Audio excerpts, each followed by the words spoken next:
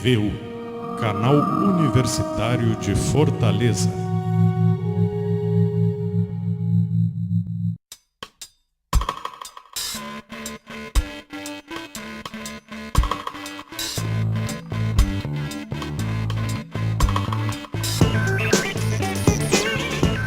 Apoio cultural, Aspec Informática, a marca da evolução na administração pública.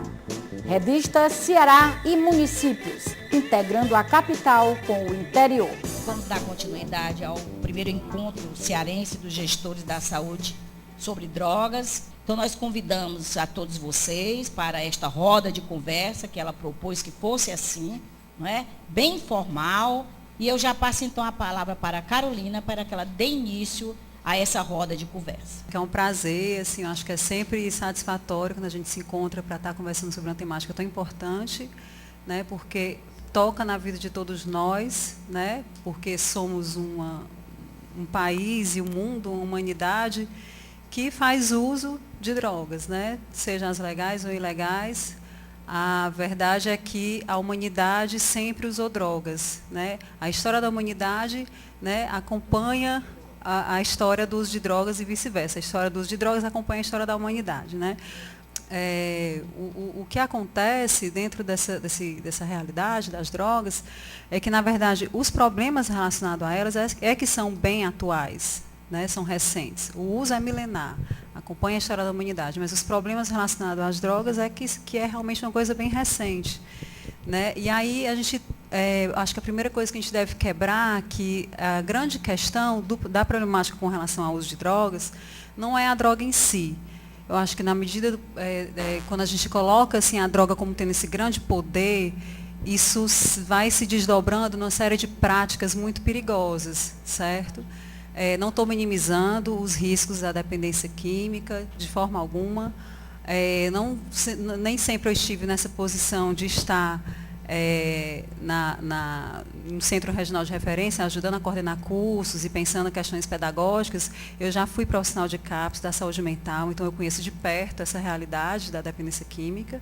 Mas a gente não pode deixar de falar isso, que, na verdade, assim, o grande vilão disso tudo, hoje que as pessoas falam muito, não é bem o crack, né?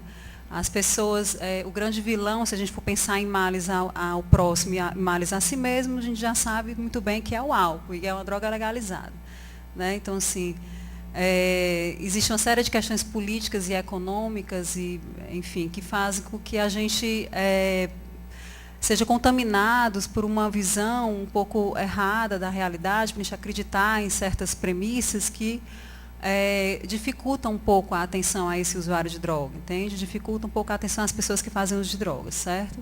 Essa é a primeira coisa que eu gostaria de falar com vocês. Eu queria logo falar de uma coisa política também, para depois a gente chegar nessa questão das estratégias, de como a gente pode fazer uma atenção mais integral a essa pessoa, né, ao usuário, das pessoas que fazem uso de drogas, uso prejudicial ou não, e aquelas pessoas que estão no quadro de dependência química, né. Eu não sei se vocês sabem, foi votado um projeto de lei do Osmar Terra que prevê o aumento da pena para traficante, né, e também a questão da internação compulsória também, para tentar regulamentar, fazer disso uma prática mesmo e tudo.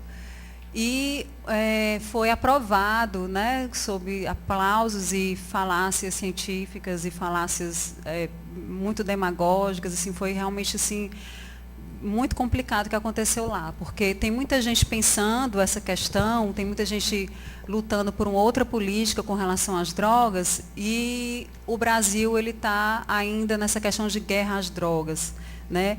Todos os países que desenvolveram essa política de guerra às drogas, que eu acho que, não se enganem, as pessoas não vão parar de usar drogas, nós não vamos parar de tomar nosso café, nosso diazepam, né, nossa bebida, nossa maconha, o crack, enfim, as pessoas não vão deixar de se drogar, né? Então, assim, como a gente pode desenvolver estratégias para que esse uso seja um uso saudável e menos prejudicial para si e para o próximo? Porque as pessoas vão se drogar. Eu vou dar um exemplo aqui. Por exemplo, antibiótico é uma droga que pode ser muito perigosa se usado de forma, né, errada, né, de forma inapropriada. Então é uma droga legalizada, mas é uma droga bem regulamentada, porque para você conseguir, você tem que ir ao médico, o médico tem que prescrever aquele medicamento, né, aquela receita. Então, assim, tem uma regulamentação para aquele uso, né, que protege as pessoas dos males que aquela droga pode causar. Então a ideia é que isso se estenda para todas as drogas. Certo? Por exemplo, eu vou dar um outro exemplo aqui, que foi muito legal, a questão do cigarro, né? Que é a causa de morte, né? A maior causa de morte evitável que a gente encontra, segundo os especialistas, é a questão do tabagismo, né? E o tabagismo, teve um grupo que regulamentou bem essa droga, ou seja, ninguém precisou proibir. Mas a gente protegeu as pessoas que não usam essa droga de estarem usando sem querer, de forma passiva, né? Então a gente tem uma proteção maior para não ficar fumando sem a gente querer, e foi comprovado que existem malefícios para o fumante passivo. Então vamos proteger essas pessoas, né? Informações de o quanto que essa droga faz mal foram colocadas nas embalagens do cigarro. Porque, na medida que você sabe o que realmente é aquela droga, você vai escolher se você vai usar aquilo ou não. Eu, por exemplo, quando eu olho para aquele negócio e vejo que tem mais de 4.700 substâncias químicas, eu olho e digo, Deus me livre, eu não vou usar isso aqui de jeito nenhum. Então, as pessoas precisam de informação, precisam realmente de uma política sobre drogas, de educação em saúde, de prevenção, de informativa mesmo. Porque, e o que é que aconteceu? O consumo de tabaco, ele diminuiu bastante. As pessoas podem usar, é legalizado, mas está o tempo todo aquela informação de que faz mal, e cada vez mais os serviços de saúde, tanto na atenção básica como também nos hospitais, estão acolhendo essas pessoas com dependência, os CAPs também, dependência química do tabaco, e eles podem fazer o tratamento se assim desejarem. Ou seja, é uma política que está sendo eficaz, certo? De certa forma está sendo eficaz. Tanto é que hoje não se compara, a prática social do cigarro é bem menor do que anteriormente. O que, assim, o pessoal fala, maconha é a porta de entrada, isso é um mito, não é uma porta de entrada. A porta de entrada é o tráfico, a porta de entrada é a ilegalidade, é a proibição, essa é a grande droga, certo? Assim, a guerra contra as drogas mata mais do que as próprias drogas ilegais. Então não faz sentido, né? Não faz sentido. A gente tem a questão dos movimentos sociais, agora que estão se organizando realmente para tentar legalizar a questão do uso da cannabis, né, da maconha. O que é interessante é que são pessoas extremamente políticas, né, que estão pensando sobre isso, amparadas por estudos científicos, né, de que realmente não justifica a maconha ser ilegal, proibida, né? A gente pensa que a maconha chegou, ela é usada milenarmente né, até em ritos religiosos e tudo, recreativos, e ela chegou aqui no Brasil junto com os escravos, também nas próprias caravelas, né, dos portugueses, porque ela tem vários usos, não só como substância psicoativa, ela pode ser usada na indústria têxtil também, como biocombustível, enfim, tem várias pesquisas que estão avançando também nesse sentido. E aí, como veio com os escravos, eles faziam uso recreativo, né, da maconha e tudo, então teve uma questão política, social, de que fosse rechaçado, todas as práticas culturais ligadas a esse povo, né? E aí o que acontece é que foi proibido nesse momento, porque estava ligado a um grupo específico que eram os escravos, foi proibida a capoeira também, inclusive, né? E então a gente não pode pensar nas coisas como estão agora, como se fosse uma coisa natural. Todas as coisas que se constroem dessa forma, elas têm as condições de possibilidade para que elas se estabeleçam daquela forma, né? Então a gente tem que pensar por que a maconha é proibida, não é porque ela é a pior de todas as drogas, né? Tem questões econômicas e sociais envolvidas e culturais também, né? E as coisas podem mudar. Então, assim, as pessoas reclamam, a marcha da maconha é apologia ao uso de drogas. Não é. Apologia ao uso de droga é propaganda de cerveja, que faz realmente a sedução para que você use. A marcha da maconha, o discurso deles é um discurso político. Ele pede, não é uma apologia à droga, é uma tentativa, né, um pedido de mudança de lei, para que aquilo não passe a ser proibido. A gente tem o exemplo de uma pessoa, que é o Gerardinho, que foi condenado agora na primeira instância a 14 anos de prisão pelo simples fato, e ele planta a própria maconha, e ele foi preso por tráfico, como ele plantava, né, não pode, por tráfico de drogas, né? E ele, na verdade, faz um uso religioso de maconha, né? Aquele pessoal rasta, né, e tudo, que faz um uso religioso, que tem esse público também. Então, a maconha tem o uso religioso, tem o uso recreativo e tem o uso medicinal, que eu posso citar, se for o caso para vocês, as pesquisas que estão acontecendo dos benefícios que a maconha pode trazer. E como ela é proibida, isso atrapalha até as pesquisas dos cientistas, dos médicos, para estarem tratando uma série de doenças, ajudando no tratamento de uma série de doenças, está atrapalhando, né? Essa questão moralista está atrapalhando a ciência também, o avanço da ciência e o cuidado à saúde das pessoas, entende? Então, assim... Agora, professora, eu gostaria de aproveitar esse momento com a senhora, porque o que domina no momento não é praticamente a maconha, né? A cocaína é que está adentrando, né, com muita força. O Brasil já é o primeiro lugar no uso de cocaína. Eu gostaria que a senhora entrasse nesse debate da cocaína também, porque até nós distribuímos esse encarte aqui com todos os alunos, professores e os participantes do evento. Foi uma pesquisa que a gente fez sobre os malefícios que a cocaína traz, não é? O crack, aliás, traz, e os seus efeitos devastadores para o organismo humano, né? Aí eu gostaria também que a senhora falasse um pouco sobre o crack, né? Certo, pronto, com certeza. Eu vou falar da política que está sendo, eu vou falar do crack, mas primeiramente eu vou falar da política que está sendo, tentando desenvolver com relação, por exemplo, aos usuários de crack. Eu acho que eles estão funcionando como o bode expiatório da sociedade, realmente, né? E como, enfim, a gente sabe que tem pessoas no poder que têm comunidades terapêuticas e que eles querem uma parte do bolo, repartir uma parte do bolo, eles querem impor esse tipo de tratamento como se fosse... Então, para isso, eles fazem com que o crack seja visto como o grande problema da humanidade. A maconha já ocupou esse lugar, a bebida já ocupou esse lugar, já foi proibida, e na lei seca lá nos Estados Unidos aumentou foi o consumo, entendeu? Então, assim, o crack hoje está ocupando esse lugar na nossa sociedade. Não estou dizendo que o crack não é uma droga perigosa, todas as drogas são perigosas, né? O que não justifica, todas as drogas têm o seu grupo de risco, inclusive, né? O que não justifica que ela seja proibida, que não justifique que essa questão do tratamento compulsório seja a única via e possibilidade de tratamento. Eu quero dizer, inclusive, que Professora, se eles causam mal à sociedade, no sentido de que eles ficam amontoados, agredindo, roubando, matando... e não querem, não aceitam. Isso é até uma provocação que eu faço à senhora. Claro. Né? Assim, eles ficam amontoados nas ruas. Em São Paulo existe a Cracolândia, claro. Não é? Tanto que o governador de São Paulo, o prefeito de São Paulo, teve que tomar essa atitude. Eu acho que a Cracolândia é uma consequência do proibicionismo. Eu acho que as pessoas que usam crack já estavam num nível de mazela social enorme. Há anos, assim, eu acho que a população de rua, a maioria não usa nem crack, usa mais o álcool.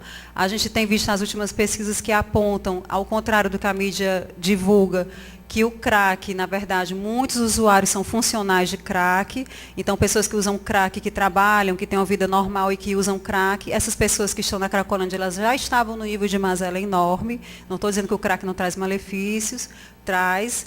A pessoa morre por questões ligadas à proibição. Certo? Porque aqui existe um tipo de ser humano nesse país que ele pode morrer, que é a pessoa preta e pobre que vem da favela. Entendeu? Então, se ele usa o crack, ele pode morrer. Então, muitas vezes, esse sujeito que usa o crack, ele morre por conflitos por causa do tráfico, entendeu? Porque também entra essa questão do mundo da criminalidade, ele já está dentro dele desde o momento que ele nasce. Ele já nasce no mundo criminoso. Né? Então, assim...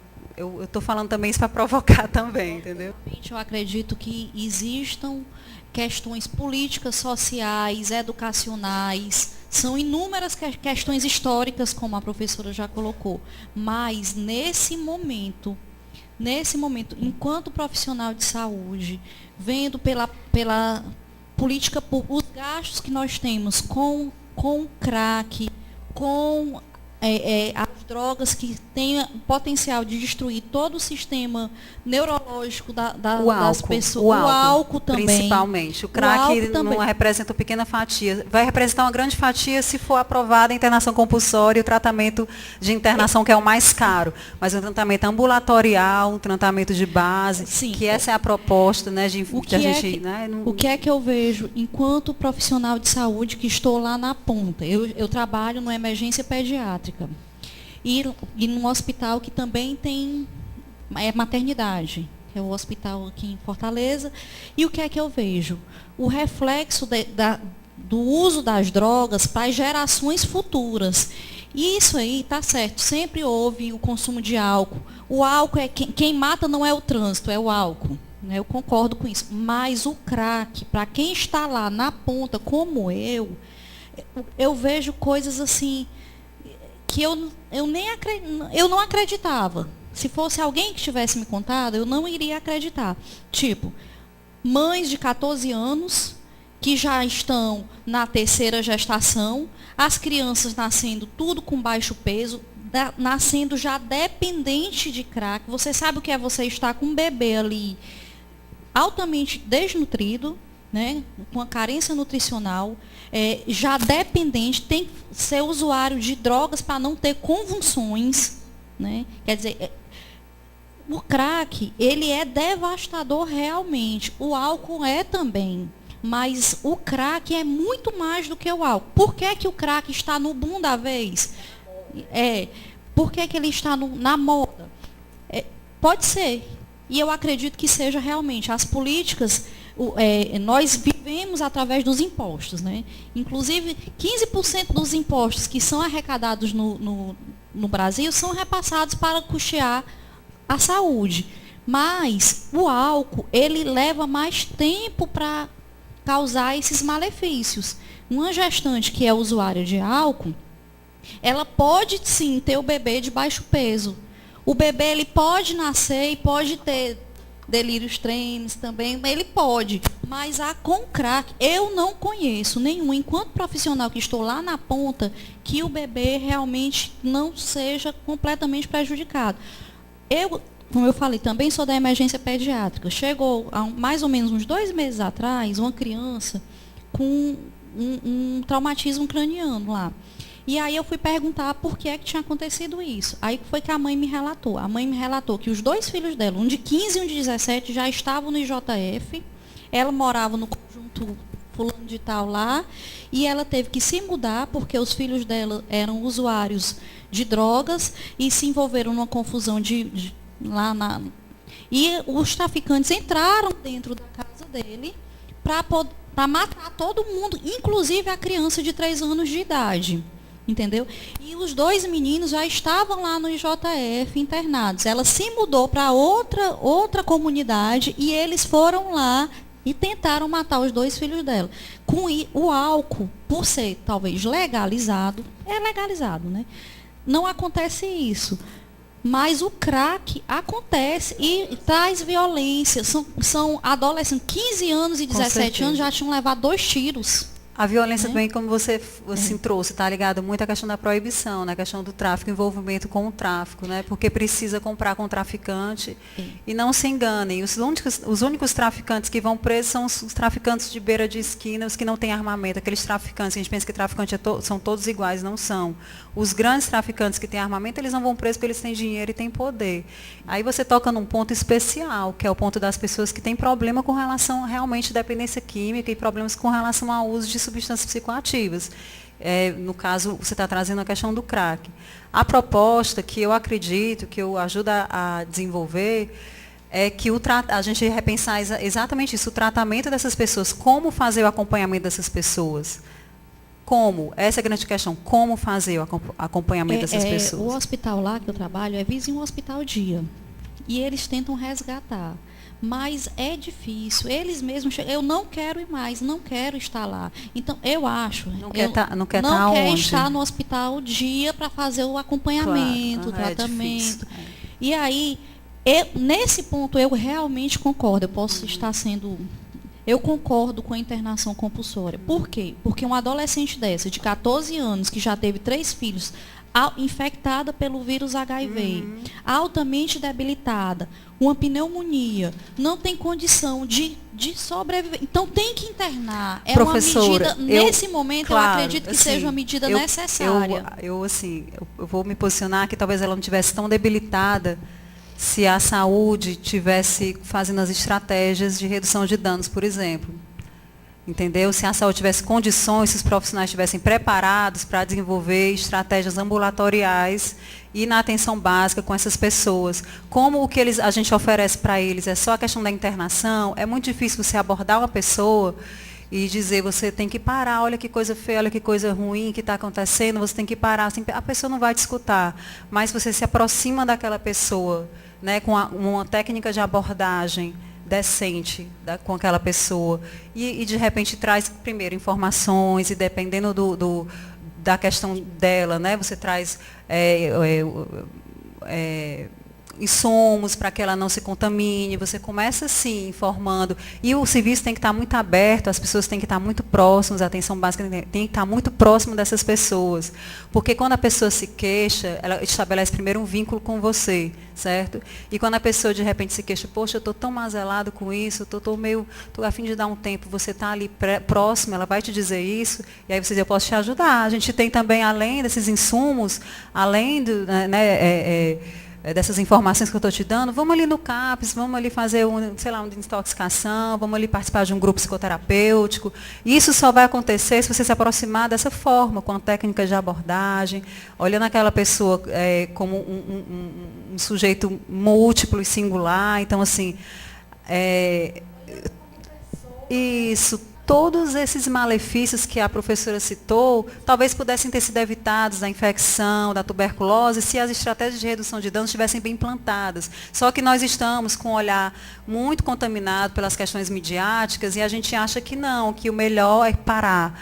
E você chegar para uma pessoa que está dependente de químico, que ela usa aquilo e às vezes tem uma explicação para que ela faça aquele uso. A gente tem um neurocientista, bem interessante, que é o Gabor Mate, ele fala que quando a gente é criança, desde que a gente está na barriga da mãe da gente, quando a gente passa por questões, situações difíceis na nossa vida, o cérebro começa a se desregular, ele não produz muito bem as substâncias, né, os hormônios, né, do bem-estar, dopamina e tudo, e aí talvez assim, o uso de drogas por essas pessoas esteja justificado porque eles estão tentando se automedicar mesmo, regular esses níveis de prazer dessas pessoas. Então, essas pessoas estão precisando de cuidado, essas pessoas estão precisando de amor. Ele falou de um dos pacientes que disse que quando usava heroína é como se estivesse ganhando um grande abraço, um grande afago. Então, essas pessoas precisam de cuidado, né? E se você pega aquela pessoa e interna compulsoriamente, as experiências internacionais, a internação compulsória, ela tem um nível de sucesso baixíssimo. Isso só vai, não estou dizendo que ninguém vai se beneficiar, muita gente pode parar, inclusive, mas eu acredito que é muito dinheiro investido nisso, numa coisa cíclica. Quantas e quantas pessoas não estão sempre se internando em hospital psiquiátrico 10, 20, 30, 40 vezes, como se fosse, tem que internar, quando interna, fica nesse ciclo, e nunca, se fosse tão bom a internação, eles já tinham ficado bons, entre aspas. De tanto vocês conversarem aqui, eu fui me reportando há 2 décadas atrás, há 20 anos atrás, hoje eu estou com 40, eu tinha 20 anos, fazia faculdade, e o meu primo tinha 11 anos de idade. E, na verdade, havia omissão por parte dos pais. Ele já começou o vício na rua, à noite, com os colegas, com 11 anos já vivia no meio da rua. E os pais se omitindo, eu como primo, né? Certo dia, quando soube que ele foi bater numa delegacia, por conta que tinha ido numa loja de bicicletas, né, drogado para consertar a bicicleta, e como estava demorando o conserto, ele começou a quebrar tudo dentro da loja e levaram ele para a delegacia. E aí eu, como primo e meu pai, fomos lá tirar ele da delegacia. Nesse dia era dia do aniversário dele. Né, e ele dizia que alguns colegas iam comemorar o aniversário dele. Ele não parava em casa. E eu acompanhei ele. Uma atitude arriscada, inclusive. Hoje eu não faria isso, mas eu tinha um certo envolvimento com ele, assim, de querer tentar tirar ele desse mundo, eu acompanhei ele até o Morro do Ouro. Não sei se vocês conhecem o Morro do Ouro. Alguém ouviu falar?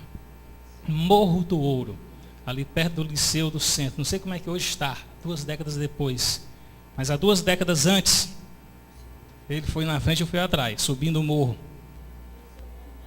Logo na frente da casa, humilde casa, um jovem, não tinha nem 10 anos de idade, pastorando. Ao adentrar na primeira dependência, numa salazinha pequena, outro jovem também, não tinha nem 11 anos, deitado, alucinado. Mais na frente, a cozinha, uma senhora embalando maconha com mais 2 jovens. E mais adentro no quintal, 5 jovens, tudo novo mesmo, assim, 12, 13, 14 anos, queimando crack. Aí Eu nunca tinha presenciado uma situação dessas, né? Tanto que a senhora disse, quem é esse aí? É policial? Não, né? Aí eu inventei uma desculpa, olha, eu estou com dor de barriga aqui, vamos sair logo. Ainda bem que ele me acompanhou. Desde esse dia ele não pisou em casa, eu acolhi ele dentro da minha casa. Mas foi outro sufoco também, né? Porque ele não dormia de jeito nenhum. Dia seguinte, rodamos Fortaleza, Lagoa Redonda ali, em fazendas de tratamento, fomos no Dr. Silas Manguba, né, no Desafio Jovem. Hoje ele está com 31 anos de idade, mas ainda tem recaída. Mas não tanto quanto antigamente. Já correu vários riscos de vida, tentativa de assassinato e tudo mais, mas hoje ele corre menos risco. Mas o que eu queria frisar, a questão a família não pode se omitir. Não pode se omitir. Eu creio que se eu não tivesse intervindo naquela época, eu acho que tinha ainda, não sei nem se ele estaria vivo. A questão é não se omitir. Eu acho que cada um de nós aqui sai com lições importantes. A doutora Carolina Aires realmente veio nos dar uma grande contribuição à Escola de Saúde Pública, aqui presente com vocês, né? Agradecer também aqui à professora André, né? E ao professor Aire Frank. E assim, amigos, encerramos mais um programa Boas Práticas de Gestão. Espero que tenham gostado, realmente foi muito proveitoso, não somente para os alunos, né, dos cursos de enfermagem e direito que participaram do Encontro Cearense de Gestores da Saúde sobre Droga, como também para os que participaram, os palestrantes, né, que trouxeram importantes informações que agora foram transmitidas para vocês, telespectadores. Eu peço a vocês que não deixem de assistir o programa, porque realmente vocês vão ter excelentes informações para dividir com seus familiares. Até a próxima, se Deus assim nos permitir. Até lá.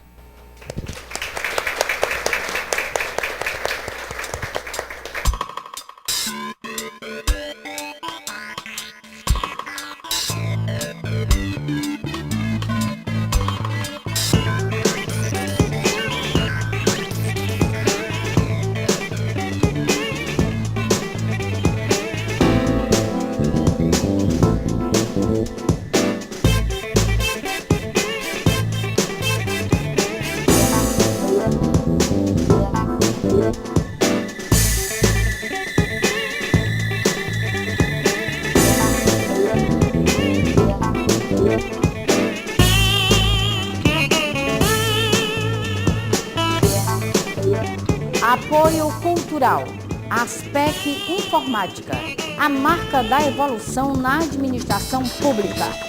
Revista Ceará e Municípios, integrando a capital com o interior.